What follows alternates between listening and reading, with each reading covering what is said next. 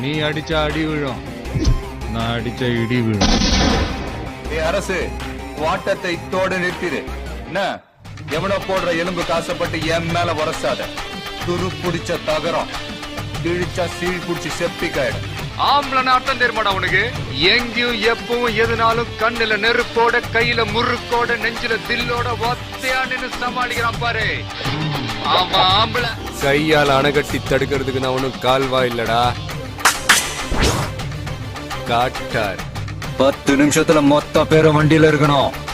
வண்டி இந்த ஏரியா விட்டு வெளியே இருக்கணும். இந்த ஏரியா, அந்த ஏரியா, அந்த இடம், இந்த இடம் எங்கேயுமே எனக்கு பயம் கிடையாதுடா.